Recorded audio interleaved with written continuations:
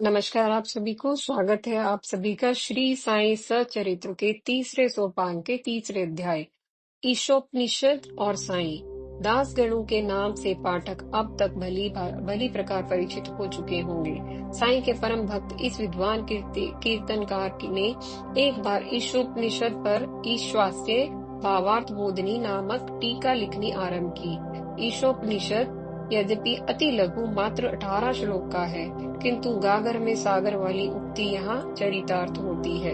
18 श्लोकों में आत्मत्व का वर्णन और कर्मयोग के सिद्धांत सूत्र रूप में होने से यह अति गूढ़ व महत्वपूर्ण है। वैदिक संहिता के मंत्रों का समावेश होने तथा यजुर्वेद के अंतिम अध्याय के अंश संकलित होने से इसे क्रमशः मंत्रोपनिषद एवं वाजस्नेयी संहितोपनिषद भी कहा जाता है।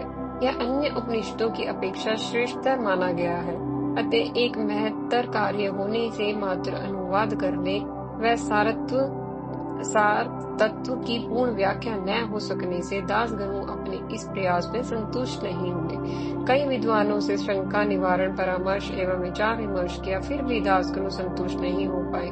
तब दासगणु ने सोचा, यह वेदों का महान विवरणात्मक सार रूप उपनिषद जन्म मरण के बंधनों को छिन्न भिन्न कर मुक्त कर देने वाला अस्त्र है।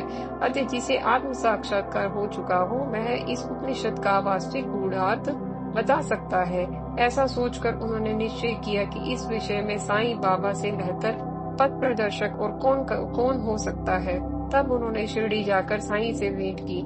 आवश्यक शिष्टाचार के बाद ईशोपनिषद की टीका के संबंध में अपने वे प्रश्न व शंकाएं साईं के सम्मुख रखी तो दासगणु के लिए अब तक सुस्पष्ट नहीं थे और उनका वास्तविक अर्थ उनके लिए इतने प्रयासों के बाद भी अब तक समस्या बना हुआ था। साईं ने धैर्य पूर्वक सब सुना, फिर दासगणु को आशीर्वाद देते हुए मुस्कुरा कर कहा, चिंता मत करो, इसमें कठिनाई ही कहाँ है। जब तुम लौटोगे तो विले पार्ला में काका साहेब दीक्षित की नौकरानी तुम्हारी शंका का समाधान कर देगी। उपस्थित जनों ने बाबा की इस बात को परिहास विनोद मात्र समझा, परंतु दासगणु को बाबा का कथन याद था, मैं जो कहता हूँ वो सार गर्भित और सत्य कहता हूँ, पोती बातें मैं नहीं करता। अतः दासगणु को यकीन था बाबा का कथन असत्य नहीं हो सकता। उसके वचन तो साक्षात ब्रह्म काव्य है, फिर भी ब्रह्म वाक्य है। फिर भी एक मामूली नौकरानी ईशोपनिषद संबंधित जटिल शंका का समाधान कैसे करेगी, यह उनकी समझ से परे था। इसलिए उनकी उत्कंठा तीव्र स्तर तक बढ़ गई। बाबा के कथन पर विश्वास होने से दासगणु शिरडी से बम्बई के विले पार्ला में पहुंचे और काका दीक्षित के यहाँ ठहरे। अगली सुबह वे सोकर उठे तो उन्हें एक बालिका का सुमधुर गान सुनाई दिया। जरी के आंचल वाली लाल साड़ी की सुंदरता की तारीफ में वह गीत था। गीत और आवाज दोनों ही दासगणु को अच्छे लगे तो उन्होंने कमरे से बाहर जाकर देखा कि काका साहेब की नौकरानी बाहर बर्तन मारती हुई वह गीत गा रही थी। वह केवल एक फटे हुए कपड़े से तन ढके हुए थी, पर इस दरिद्रता की स्थिति में भी उसके चेहरे पर परम प्रसन्नता के भाव थे। जिस अंदाज में गाते हुए वह बर्तन मांज रही थी, उससे प्रतीत होता था कि उसे काम करते हुए अत्यंत आनंद आ रहा था। दासगणु उस बालिका से बड़े प्रभावित हुए। दूसरे दिन श्री M.V. प्रधान से दासगणु ने उस बालिका को एक अच्छी साड़ी देने की प्रार्थना की, जिसे श्री प्रधान ने सहर्ष पूर्ण किया।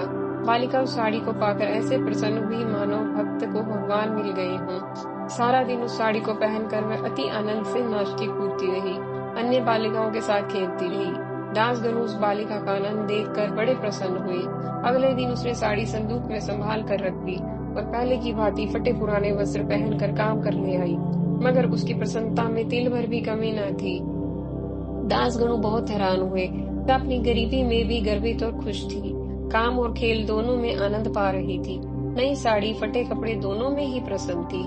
गंभीरता से विचार करने पर दासगणु इस नतीजे पर पहुंचे कि ईशोपनिषद की गुत्थियों का सरल उत्तर उस बालिका के व्यवहार से स्पष्ट हो रहा है। सुख और दुख मात्र मन स्थितियां हैं। संसार में जो घट रहा है उस ईश्वर की इच्छा अनुसार हो रहा है। अतः जो कुछ हमें ईश्वर ने दिया है, जैसी भी परिस्थितियों में रखा है, हमें कृतज्ञ होते हुए उसी में संतुष्ट और प्रसन्न रहना चाहिए और अपने कर्तव्य का निष्ठा एवं प्रसन्नता के साथ पालन करना चाहिए। यह समत्व भाव ही संतोष और आनंद का मार्ग है। इसी में कल्याण है। इसी प्रकार साईं का कथन सत्य हुआ। मजे की बात यह है कि साईं स्वयं कभी शिरडी से बाहर नहीं गई, तथापि उन्होंने साधनाओं के लिए लोगों को कोल्हापुर या सोलपुर तथा मच्छेंद्रगढ़ भेजा और भक्तों को शिरडी के बाहर भी दर्शन में सुरक्षा प्रदान की।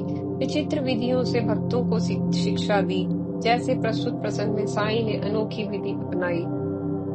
ईशोपनिषद क्योंकि ईश यानी कि ईश्वर के ही संबंध में है, अतः आध्यात्मिक नीतियों व उपदेशों की ही उसमें मूलतः शिक्षा दी गई है।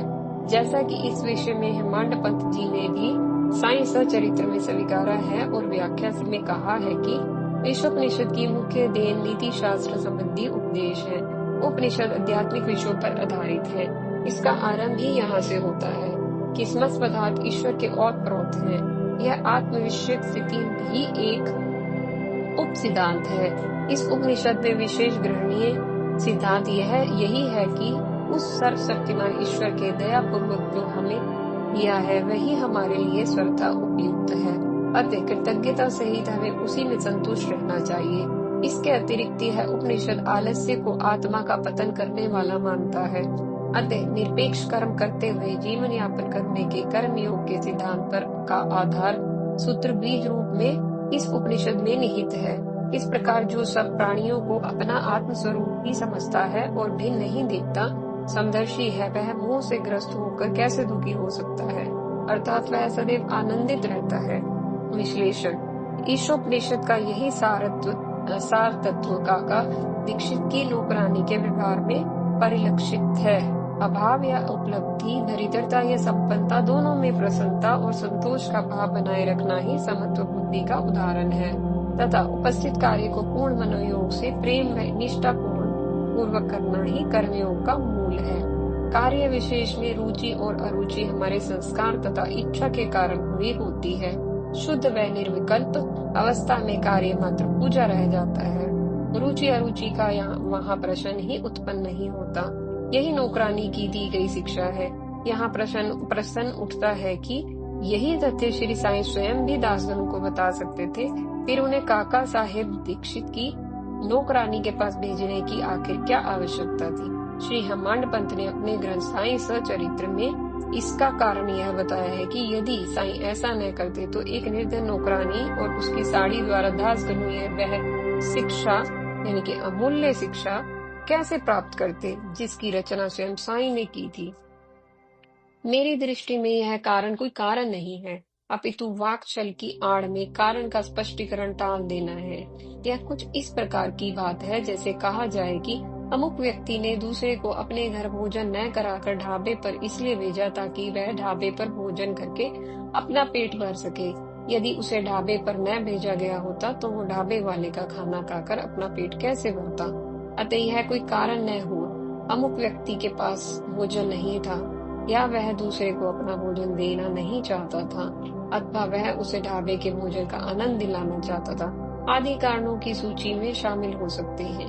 क्या कहना कि यदि उसे ढाबे न भेजते तो वह ढाबे का खाना खाकर अपना पेट कैसे भरता, कारण नहीं कहा जा सकता। यहाँ तो क्रिया के परिणाम को ही क्रिया का कारण बताया जा सकता है। यह लॉजिकल ठीक नहीं है।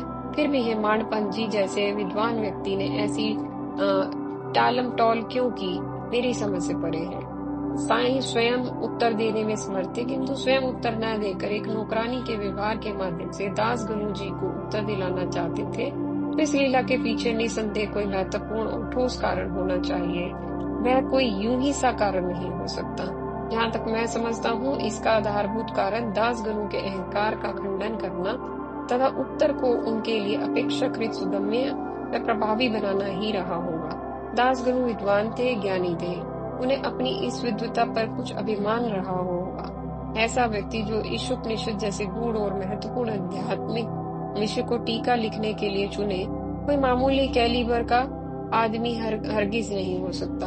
वह अपने ज्ञान के प्रति कितना आश्वस्त और अपनी योग्यता व क्षमता के प्रति कितना आत्मविश्वासी रहा होगा, इसका अनुमान इसी से लगाया जा सकता है कि उसने ईशोपनिषद जैसे गहन और महान विषय को टीका लिखने के लिए चुना। मगर यह उस सारे प्रयास में कुछ प्रश्न ऐसे रह गए जिसके उत्तर दासगणु ने अपने बुद्धि बल से खोज भले ही लिए, पर वो जबरदस्ती के उत्तर लगे। स्वयं वही उनसे संतुष्ट न हो पाए। ऐसे में उनके अहंकार को ठेस लगी। अन्य विद्वानों से विचार विमर्श के माध्यम से भी उन्हें संतोषजनक उत्तर न मिला। बिना सभी सटीक उत्तरों के ग्रंथ को पूर्ण नहीं माना जा सकता था। यह दासगणु जी के लिए एक चैलेंज बनता जा रहा था। हर प्रकार से असफल होकर वे साईं की शरण में गए, क्योंकि अपने ग्रंथ को पूर्ण व सटीक करना हर लेखक के लिए मान का विषय है। कोई लेखक यह नहीं चाहेगा कि उसकी रचना में ऐसी त्रुटि रह जाए जो बाद में आलोचना का विषय बने। साईं ने दासगणु की स्थिति को पहचाना। दासगणु के प्रश्न का उद्देश्य आत्मोत्थान या जिज्ञासा शांति नहीं था, अपितु अपनी रचना में रह गए अनुत्तरित मुद्दों का संतोषजनक समाधान प्राप्त कर अपनी रचना को पूर्ण तथा प्रशंसनीय बनाना था। प्रशंसा मान प्राप्ति की यह मुख्य वस्तु अहंकार के कारण होती है। इसे ही कबीर ने चीनी माया कहा है। स्थूल माया, कामी, कंचन आदि को जीत लेने वाले ऋषि मुनि भी चीनी माया के शिकार हो जाते हैं। फिर दासगणु जी तो स्वभाव से ही आडंबर व प्रदर्शन प्रिय थे। जैसा कि नारदीय कीर्तन पद्धति का उपदेश साईं द्वारा प्राप्त होने से पूर्व लंबे अंगरखे तथा फेंटे आदि को धारण कर कीर्तन के लिए जाने की अपनी चेष्टा से सिद्ध भी कर चुके थे। पाठक यह प्रसंग पहले ही पढ़ चुके हैं। आडंबर व प्रदर्शन का उद्देश्य ही लोगों के आकर्षण का केंद्र बनना होता है। यह भी प्रशंसा व सम्मान प्राप्ति की भूख को दर्शाता है। अतः यह निश्चित है कि दासगणु जी सुयोग्य विद्वान होते हुए भी कहीं न कहीं अहंकार से पीड़ित थे।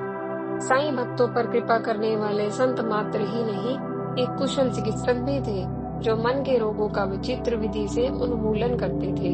सद्गुरु मात्र शिष्य को ज्ञान विद्या प्रदान कर मार्गदर्शन ही नहीं करता, अपितु शिष्य के दोष भी ढूंढ कर दूर करता है। जैसा कि कबीर ने कहा भी है, गुरु कुम्हार शिष्य कुंभ है, गढ़ गढ़ काठे खोट, भीतर हाथ सहार दे, बाहर बाहे चोट। अतः साईं दासगणु के प्रश्न का उत्तर इस प्रकार देना चाहते थे कि उनका अहंकार भी नष्ट हो जाए। इसके लिए उन्होंने स्वयं उत्तर न देकर एक रोकरानी के माध्यम से दासगणु को उनके प्रश्न का उत्तर प्राप्त करवाया। ऐसा ही गरुड़ को अभिमान हो जाने पर भगवान विष्णु ने उनके पूछने पर स्वयं उनको ज्ञान न देकर भगवान शिव के पास भेजा था। भगवान शिव समझ गए कि विष्णु स्वयं गरुड़ की जिज्ञासा शांति में समर्थ है, फिर भी मेरे पास भेजना है तो कोई ठोस कारण इसके पीछे अवश्य होगा। इस कारण का अनुमान कर उन्होंने समर्थ होते हुए भी गरुड़ के प्रश्न का उत्तर स्वयं न देकर गरुड़ को काकभुशुंडी जी के पास भेजा, जो परम ज्ञानी थे किंतु कौवे के रूप में स्थित थे।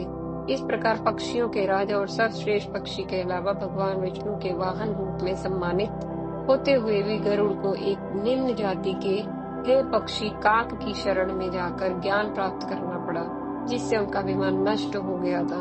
अतः दासगणु जी को एक नौकरानी के माध्यम से ज्ञान प्राप्त कराने की लीला के पीछे साईं का उद्देश्य निसंदेह दासगणु जी के अभिमान को नष्ट करना रहा था। ऐसा मेरा अपनी सीमित बुद्धि के अनुसार अनुमान है। इसी के साथ अध्याय 3 का समापन होता है। हम अपने अगले अध्याय में आपसे फिर मिलेंगे। तब तक के लिए आपका बहुत बहुत धन्यवाद।